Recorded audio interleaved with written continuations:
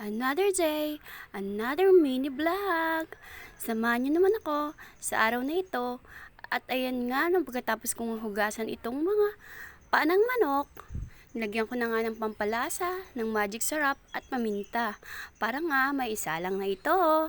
Nung pagkatapos ko nga lagyan ng pampalasa, yung ating mga paa, at ayan na nga, sinindihan ko na ang kalan at sinalang ko na rin ito.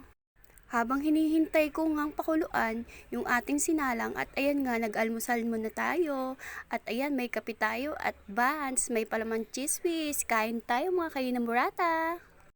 At binalikan ko na nga yung aking sinalang at ayan na nga kumukulo. Ako kaya, kailan kaya ako babalikan? Babalikan pa kaya ako? Huy, walang ganon. At ito nga, kinuha ko na rin sa freezer yung tatlong isdang natirang bangus kahapon at ito nga piprituhin ko na rin.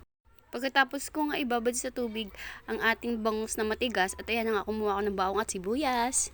Dahil tanghali na nga rin, naisip ko na nga na magsaing ako ng 5 gatang ata yan dyan. Sinalang ko na nga para nga bago ako makapaghiwa ng bawang at sibuyas.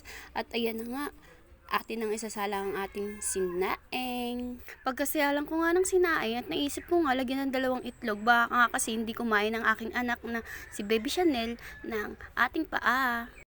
At ayan nga, iniwan ko na rin yung sinaing nga dun, sinalang ko na. Tapos dito, umpisahan ko na nga ditong magbalat ng bawang at ang ating sibuyas para mahiwa na rin natin.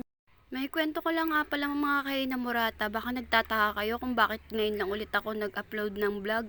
Kasi nga, ang cellphone ko nabagsak, tapos ang hirap-hirap siya i-touch, tapos hindi ako makapag-vlog, hindi ako makapag-video.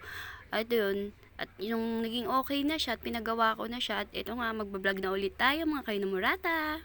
Sana kainamurata, kahit nawala ako ng may 1 buwan ata, nawala ako sa pagbablog, sana suportahan nyo pa rin ako. Nandyan pa rin kayo na nanonood sa akin kahit konti lang kayo mga kainamurata. At dito nga sa part na ito, nagsalang na ako ng kawali at sinindihan ko na rin yung apoy. Pagkatapos nga, nung uminit na at ayan nga, nilalagyan ko na siya ng mantika. At dito nga, mainit na ang mantika at kaya nga ayan, at nilagay ko na rin ang bawang, hinalo-halo ko na, minekos-mekos ko na. At ayan nga, yung medyo brown-brown na nga ang ating bawang, isusunod na natin ang ating sibuyas, ilagay. At ayan nga, nilagay na natin ang sibuyas, mekos-mekosin na rin natin yan. Nung makatapos ko nga igisa ang ating sibuyas at bawang at ayan na nga, isa-isa ko na nga nilagay sa kawali ang ating paa na na nilaga at ayan na nga, nilalagay ko na siya.